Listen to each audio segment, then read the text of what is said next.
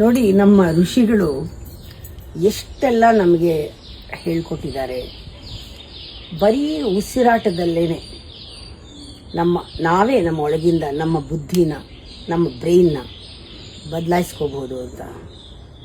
ಒಂದು 10 ದಿವಸ ವಿಪಸನ ಮಾಡಿ, ಸ್ಟ್ರಿಕ್ಟಾಗಿ ಮಾಡಿ, 10 ದಿವಸ ಉಸಿರಾಟನ ಗಮನಿಸಿ.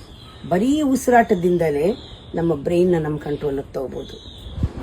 ಇವತ್ತು ಮಾಡರ್ನ್ ನ್ಯೂರೋ ಸೈನ್ಸ್ ವಿಪಸನನ ಆಕ್ಸೆಪ್ಟ್ ಮಾಡಿದೆ.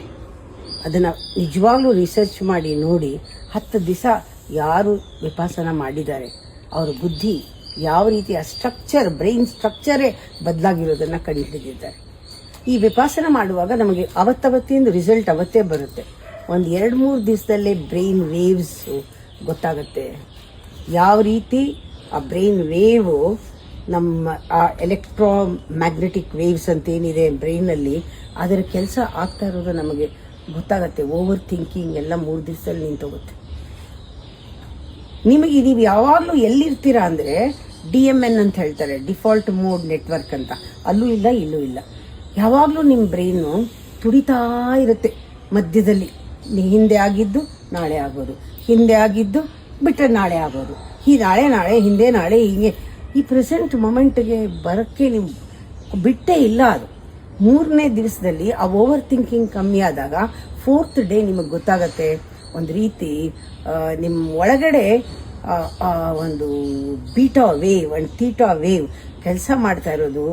ಅದರಿಂದ ಅದರ ಪರಿಣಾಮ ನಿಮ್ಮ ಉಸಿರಾಟ ಮತ್ತು ನಿಮ್ಮ ಬಾಡಿ ಮೇಲೆ ಎಲ್ಲನೂ ನಿಮ್ಮ ನರ್ವಸ್ ಸಿಸ್ಟಮ್ ಹ್ಯಾಕ್ ಆಗುತ್ತೆ. ಅಂದರೆ ಬುದ್ಧಿನಲ್ಲಿ ಆ ಥೀಟಾ ವೇವ್ ನಮಗೆ ಬಂದಾಗ ಆ 5th ಡೇ ಅಷ್ಟೊತ್ತಿಗೆ ನಮಗೆ ಗೊತ್ತಾಗುತ್ತೆ. ಡೀಪ್ ಹೀಲಿಂಗ್ ಸ್ಟಾರ್ಟ್ ಆಗುತ್ತೆ. 10ನೇ ದಿವಸ ಡೀಪ್ ಹೀಲಿಂಗ್. ಇದು 10ನೇ ದಿವಸದಲ್ಲಿ ಆ ನ್ಯೂರೋಪ್ಲಾಸ್ಟಿಸಿಟಿ ಅಂತ ಹೇಳ್ತಾರೆ. ಆಗ ಮೆದುಳಿನಲ್ಲಿ ನೀವು ಎಷ್ಟು ಬದಲಾವಣೆ ಆಗಿರುತ್ತೆ, ಆಕಾರ ಬದಲಾವಣೆ ಆಗಿರುತ್ತೆ ಎಲ್ಲ. ಆಮೇಲೆ ಎಷ್ಟೋ ಸತಿ MRI ಮಾಡಿ ನೋಡಿದ್ದಾರೆ, ಆ ಫಾರ್ಮ್ ಕೂಡ ಚೇಂಜ್ ಆಗಿರುತ್ತೆ, ಬ್ರೈನ್ ಫಾರ್ಮ್ ಚೇಂಜ್ ಆಗಿರುತ್ತೆ. ಹೀಗೆ ನಾವು ಗಮನಿಸಬೇಕು ಎಷ್ಟು ಸೈಂಟಿಫಿಕ್ ಆಗಿ ನಮ್ಮ ಋಷಿಗಳು ಮಾಡ್ತಾ ಇದ್ರು.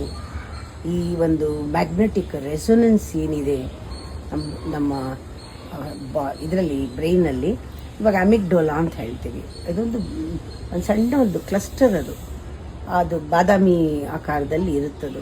ಅದ್ರ ಮೇಲೆ ಪರಿಣಾಮ ಬಿದ್ದರೆ ಭಯ, ಕೋಪ ಎಲ್ಲ ನಾಶ ಆಗತ್ತೆ. ಭಯ ಅನ್ನೋದು ಒಂಥರ ದೊಡ್ಡದಾಗಿದ್ದು ನಮ್ಮ ಎದುರುಗಡೆನೆ ಚಿಕ್ಕದಾಗಿ ಕಾಣಿಸೋಕ್ಕೆ ಶುರು ಆಗುತ್ತೆ.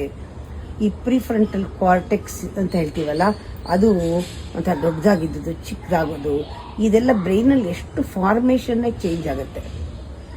ಆವಾಗ ನಿಮ್ಮ ಸೆಲ್ಫ್ ಕಂಟ್ರೋಲ್ ಜಾಸ್ತಿ ಬರುತ್ತೆ, ಬಾಡಿ ಮೈಂಡ್ ಮೇಲೆ ಕಂಟ್ರೋಲ್ ಬರುತ್ತೆ.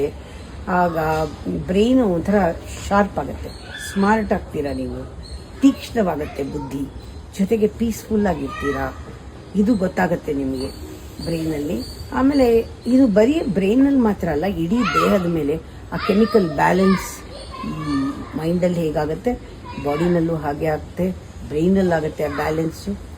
ನೀವು ಒಂಥರ ಇದನ್ನು ಹೇಳ್ತೀವಿ ನಾವು, ಈ ಫೈಟ್ ಆ್ಯಂಡ್ ಫ್ಲೈಟ್ ಮೋಡ್ ಏನಿರುತ್ತೆ ಅದು ಹೋಗಿ ಥರ ರೆಸ್ಟಿಂಗ್ ಮೋಡ್ ಬರುತ್ತೆ, ಅದು ಡಿಫೆನ್ಸ್ ಮೋಡ್ ಅಂತ. ಹೀಗೆ ನಮ್ಮಲ್ಲಿ ಕೂಡ ಈ ಕಾರ್ಟಿಸಾಲ್ ಲೆವೆಲ್ ನಮ್ಮಲ್ಲಿ ಕಡಿಮೆ ಆಗ್ತಾ ಹೋಗುತ್ತೆ. ಎಲ್ಲೆಲ್ಲಿ ಬ್ಲಾಕೇಜ್ ಇದೆ ಅದೆಲ್ಲ ಓಪನ್ ಆಗುತ್ತೆ. ತುಂಬ ಪರಿಣಾಮಗಳು ಆಗೋದ್ರಿಂದ ನೀವು ಮೌನ ಮಾಡಿ ಯಾವ್ದಾರು ಆಶ್ರಮಕ್ಕೆ ಹೋಗಿ ಇರಿ ಅಥವಾ ಒಬ್ಬರೇ ಇರಿ, ಉಸಿರಾಟನ ಗಮನಿಸಿ, ಆ ಒಳ್ಳೆ ವಾತಾವರಣದಲ್ಲಿ ಬ್ರೀದಿಂಗ್ನ ನೋಟಿಸ್ ಮಾಡಿ. ನಿಮಗೆ ಗೊತ್ತಾಗುತ್ತೆ ಎಷ್ಟು ಒಳಗಡೆ ಅದು ನಮಗೆ ಕನೆಕ್ಟ್ ಮಾಡುತ್ತೆ ಉಸಿರಾಡೋದ್ರಿಂದ.